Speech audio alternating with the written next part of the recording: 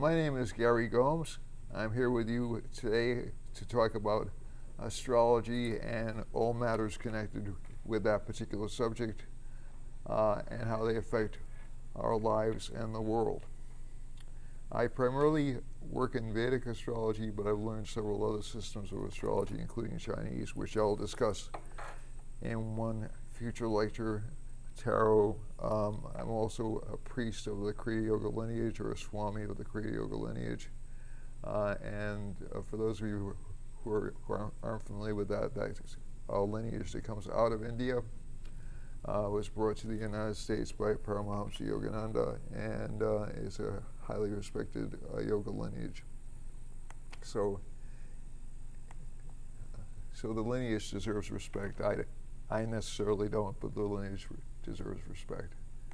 And as a matter of fact, one of the founders of the lineage was a great astrologer named Sri Yukteswar, and I would like to dedicate this particular airing to him and his spirit, and hope I do it justice. The major thing we always look at in charts is whether or not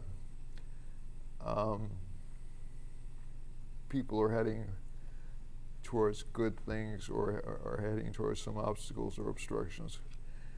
Back in June and July, I did mention some problems that were coming for people, or for countries mainly, and that was done with the aid of an astrology chart.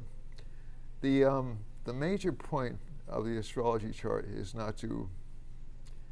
it's essentially to predict what's going to happen based upon the movement of certain planets in the sky. So it is rather, from a scientific perspective, if you don't believe in that the planets can affect life on Earth, then it's not going to make a lot of sense to you. If you do believe there is such a thing as synchronicity, that is synchronous events and their qualities and the energies, and essentially we're all part of one energy, then it makes sense to you. I can't put it really any more clearly than that. So I'm not here to convert you to belief in astrology or to disbelief in astrology. I'm really here to report on what's happening in the skies, how they might affect us, and how they might affect you in particular. I also touched upon tarot in my earlier lectures. I'll touch a little bit on that today. Tarot is really a synchronistic, it's really a synchronistic kind of a system. It's based to a large part, or it's framed by astrology, let me put it that way. So the way the tarot cards fall will depend on where the planets are in the sky, and your interaction with the planets and your interaction with the reader. But basically, tarot is kind of an independent system. It's not, so I couldn't go up and say with any great certainty this particular, unless I were a stage magician, and I'm not, this particular card is going to come out, and you're going to pull the ace of wands or some other card.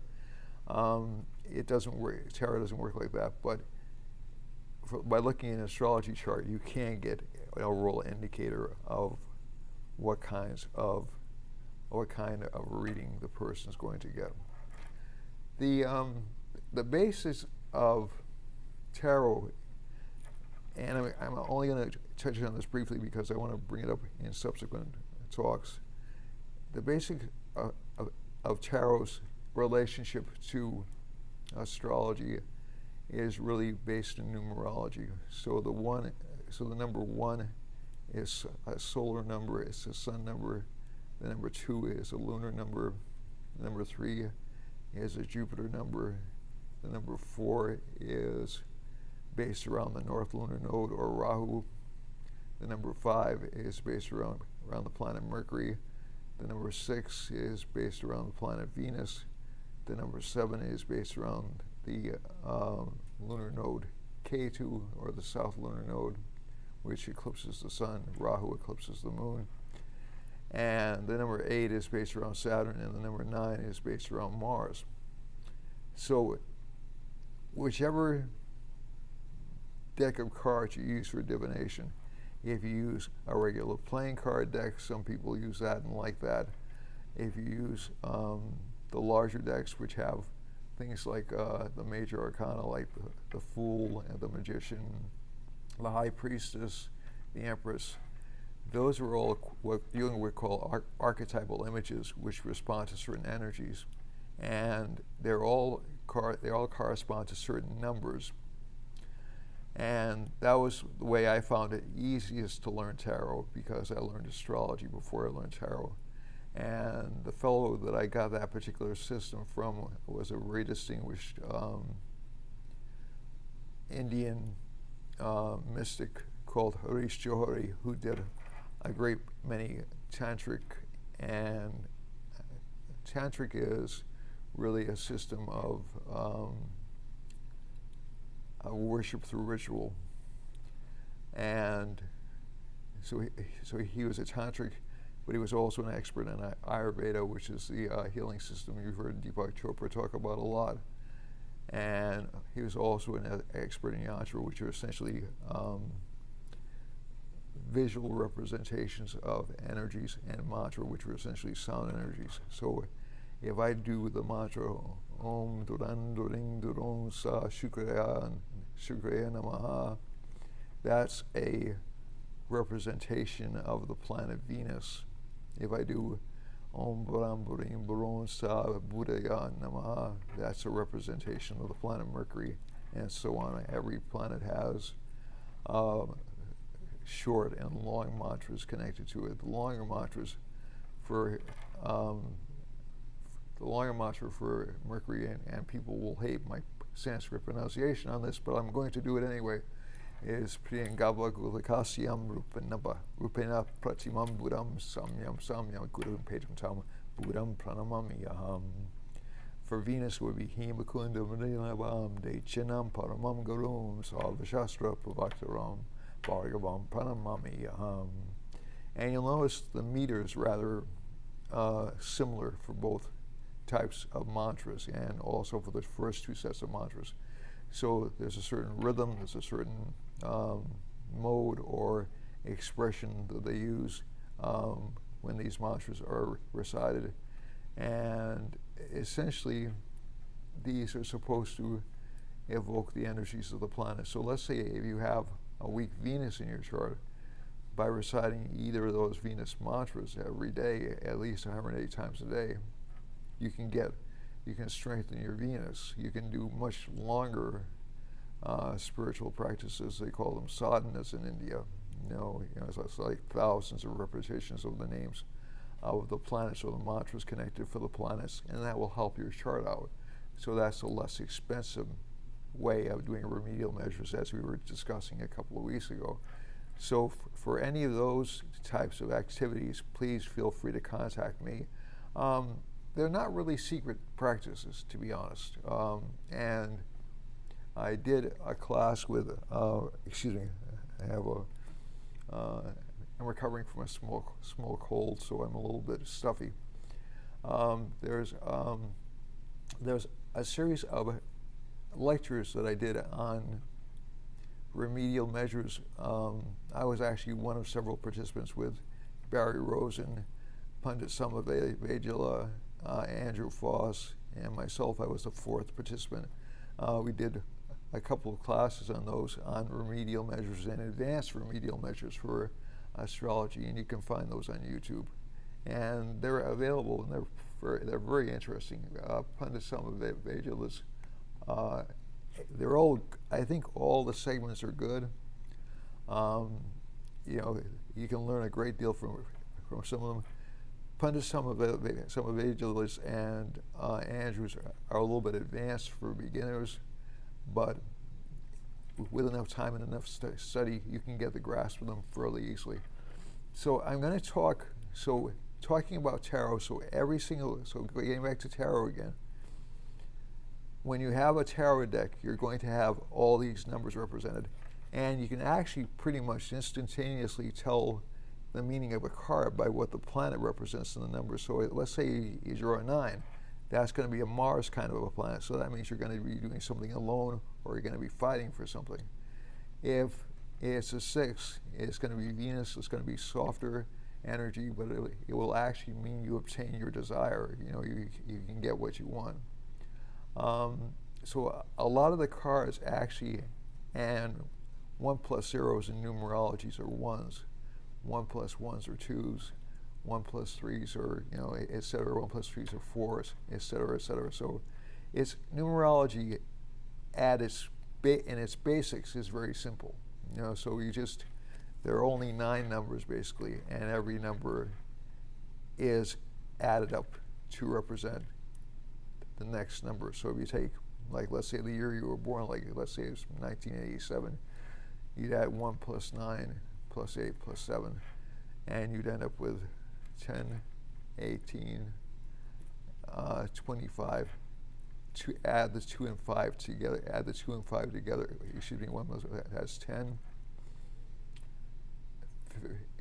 15 added on to that. So that's essentially a 6 year. You were born during a 6 year.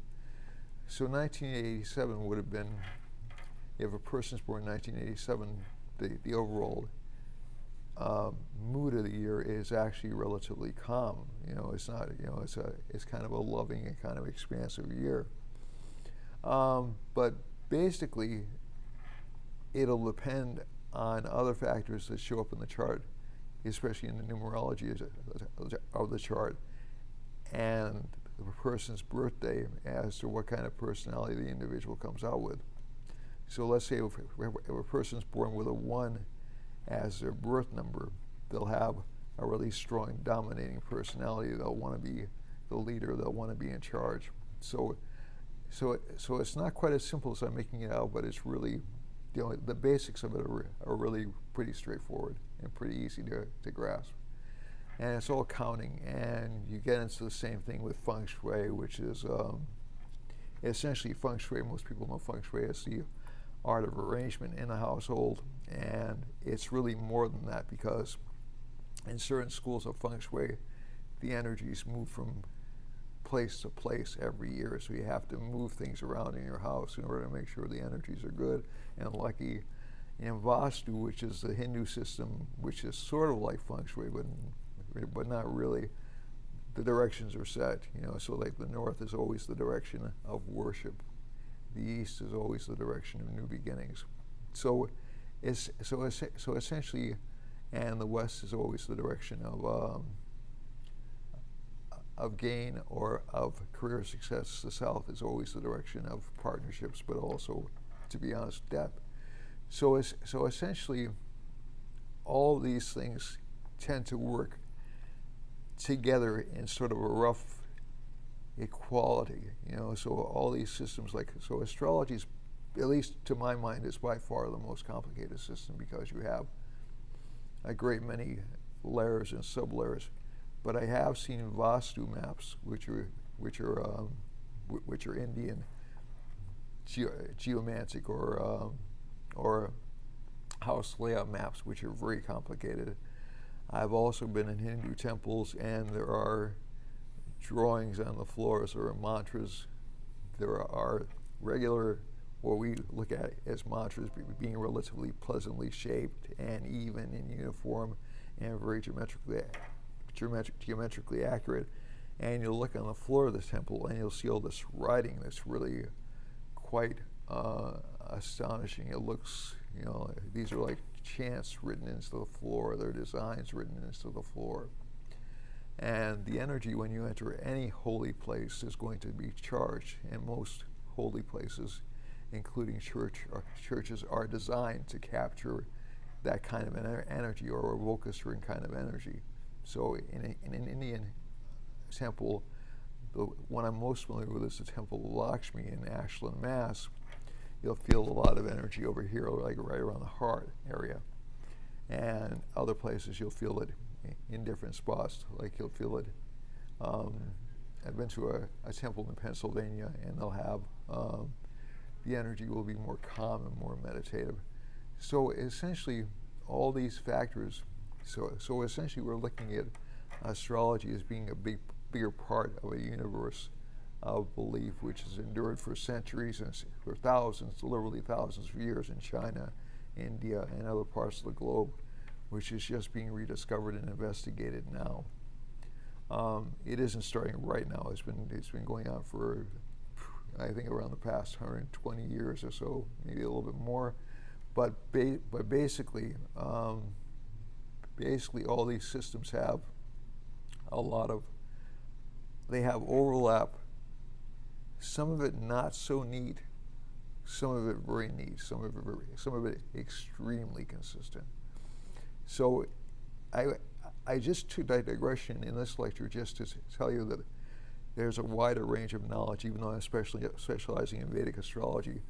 There's a wider range of knowledge you can get into in these fields, and the search for knowledge is endless and limitless. So let's talk about the charts right now. Basically, if we're looking at what's happening right now, we have had some pretty big events happening over the past 2 weeks, and the Jupiter finally went direct. That's pretty important because Jupiter's in the sign Scorpio. A lot of things which were hidden tend to get revealed when Scorpio is involved. But it's also moving forward. It's also unlocking some financial blockages that people have engaged in. Saturn and Ketu will, for the next couple of months, still be sort of an obstructive force. They'll actually start to cause a little bit of destruction to the economy, I think, and we're already starting to see that right now. This is being taped on August 21st, and Saturn and Ketu are really close to each other, and by the time they turn direct, they'll be right on top of each other. So you are going to see, especially I think in October when Jupiter enters, I have to scratch my eye, I'm so sorry. Especially when Jupiter enters Sagittarius and stays there for a while, you will see